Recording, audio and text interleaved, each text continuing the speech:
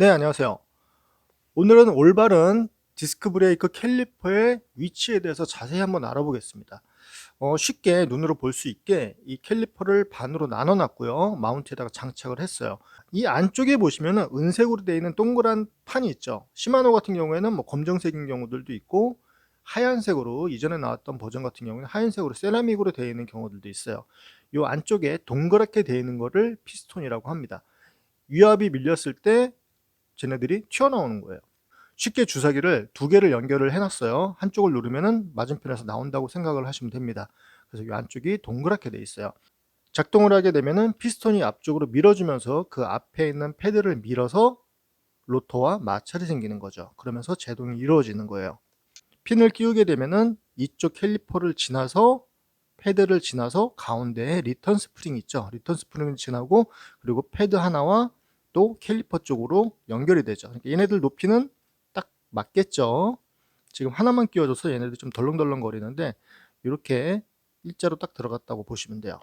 캘리퍼의 높이를 한번 볼까요? 캘리퍼 높이라는 거는 이 브레이크를 잡아주는 이 검정색의 높이를 얘기를 하는 거예요.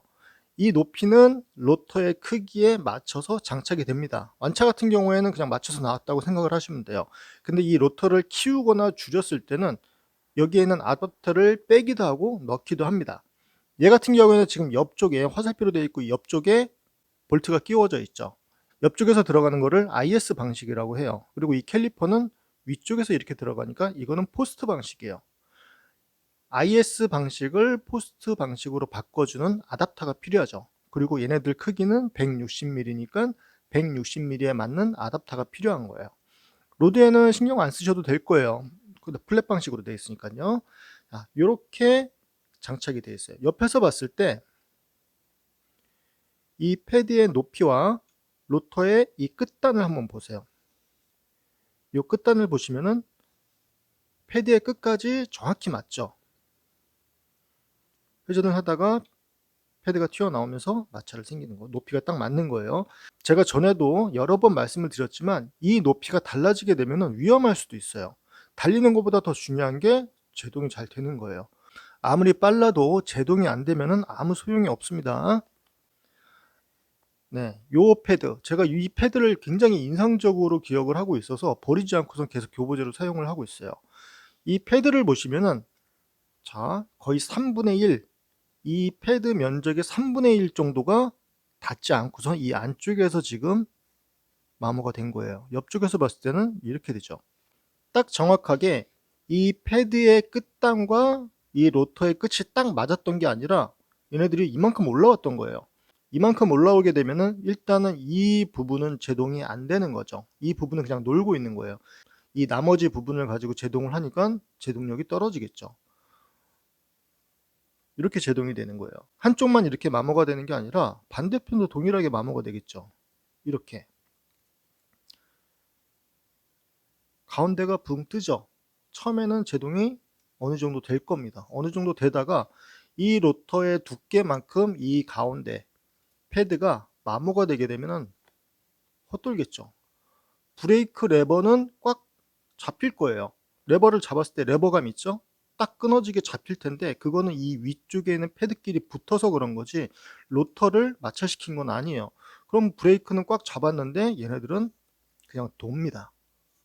처음에 디스크 브레이크가 나왔을 때는 이런 거를 본 적이 없었어요. 근데 요즘에 나오는 조금 검증이 안 되거나 조립을 잘못한 경우에 이런 경우들이 좀 보이기 시작을 했어요. 또 다른 패드예요. 이거는 전기자전거에서 제가 분리를 한 건데, 자, 높이가 뭔가 이상하죠. 이렇게 되는 거는 아주 안 좋은 케이스죠.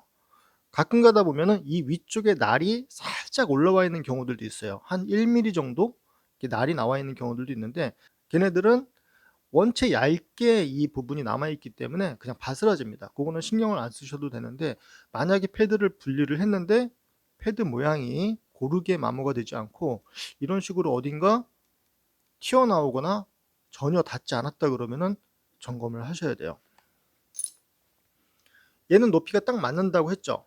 얘는 높이가 맞으니까 패드도 고르게 잘 마모가 되고 이 로터에도 이상이 없을 거예요. 제가 이 사이에다가 와셔를 한번 끼워 볼게요. 실제로 그런 경우들을 많이 봤습니다. 이 캘리퍼의 아래쪽 아답터 사이에 들어가겠죠. 조립을 할 때 그냥 아무 생각 없이 와셔를 끼운 것 같았어요. 와셔를 빼니까 높이가 맞았습니다.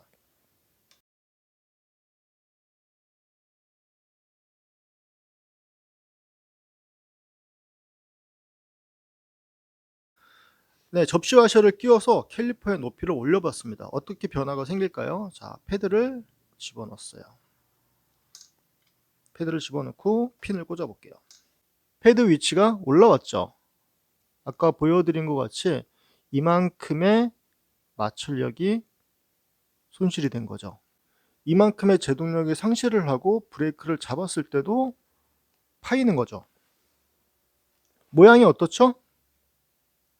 제가 좀 전에 보여드렸던 거랑 모양이 비슷하죠. 그렇죠. 이렇게 이유 없는 와셔가 들어가게 되면은 패드가 이런 식으로 마모가 됩니다. 제동력에 문제가 생기겠죠. 이렇게 이상하게 마모가 되면서 소리도 나겠죠. 리턴 스프링이 먼저 닿겠죠. 로터에 닿게 되면은 팅팅팅팅 소리가 납니다. 그 소리 잘 기억해 놓으셔야 돼요. 그러면은 내 자전거의 캘리퍼 위치가 제대로 돼 있나? 걱정되시는 분들은 제가 하는 대로 한번 따라해서 확인을 해보세요. 바퀴가 끼워져 있는 상태고 패드를 빼지 않고서도 높이가 제대로 맞는지 확인을 하실 수가 있어요. 이렇게 패드가 들어가 있고 핀이 꽂혀 있겠죠. 핀이 꽂혀 있으면은 지금 핀이 꽂혔다고 생각을 하시고, 이 돌아가는 부분, 이거는 로터죠. 로터 손으로 만지시면 안 됩니다. 그리고 양쪽에는 리턴 스프링이 있어요.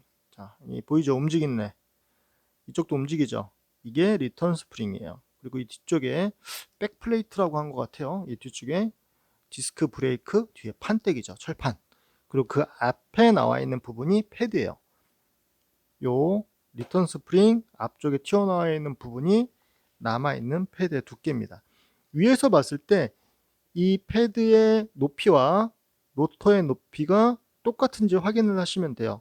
로터 중에 꿀렁꿀렁한 애들이 있어요. 한쪽에 이렇게 푹푹 들어가 있는 애들도 있어요. 근데 가장 바깥쪽으로 많이 튀어나왔을 때 높이가 맞으면 되겠죠. 지금 이 모서리, 여기 모서리 있는 부분이 제일 바깥쪽으로, 로터에서 가장 큰 직경이라고 생각을 하시면 돼요. 그 부분이 닿아야지 패드가 고르게 마모가 되겠죠. 제가 패드를 살짝 위쪽으로 이동을 시켜놓고선 돌려볼게요. 로터가 아래쪽에 있죠. 핀 높이에 맞춰서 높이를 내려볼게요. 자, 이 튀어나와 있는 부분 있죠. 이 로터에서 가장 바깥쪽으로 튀어나와 있는 부분이 패드의 끝단에 잘 맞으면은 제대로 높이가 맞는 거예요. 자세히 봤는데 패드가 너무 위쪽으로 올라와 있는 것 같은데 라고 생각이 드신다 그러면은 캘리퍼 옆쪽에 와셔가 들어가 있는지 확인을 해 보세요. 가끔 가다가 와셔가 없는데도 높이가 좀 이상한 애들도 있었어요. 그런 거는 자주 점검을 하시면서 타시는 거를 권해 드립니다. 이 마운트 부분이 얼마나 정밀하게 가공이 되어 있냐도 중요해요. 이 부분이 완벽하게 일자로 딱 수평이 돼야 되는데 수평이 되지 않고선 가공을 좀 덜 한 거죠. 그런 경우에는 브레이크 캘리퍼를 끼웠을 때 조이면은 얘네들이 돌아갑니다. 돌아가면서 로터에 닿는 경우들도 있어요. 계속 틀어진다 그러면 이 부분을 페이싱이라고 해서 이렇게 허브에다가 꽂고 또 이쪽에서 공구가 나와 가지고 수평으로 얘네들을 깎아내는 작업도 있어요. 그런 작업을 하는 경우들도 있습니다. 네, 브레이크도 중요하지만 브레이크가 장착되는 마운트도 중요하다. 그리고 캘리퍼 쪽에 의미 없는 와셔는 넣지 않는 게 좋다. 그렇죠. 로터가 커지면은 거기에 맞는 아다타를 사용해서 키우면 되지만 이유 없이 그냥 이쪽에다가 와셔를 끼운다 그러면은 캘리퍼의 높이가 달라지면서 패드가 이런 식으로 마모돼서 위험할 수도 있다는 얘기예요. 항상 안전 라이딩 하시고요. 감사합니다.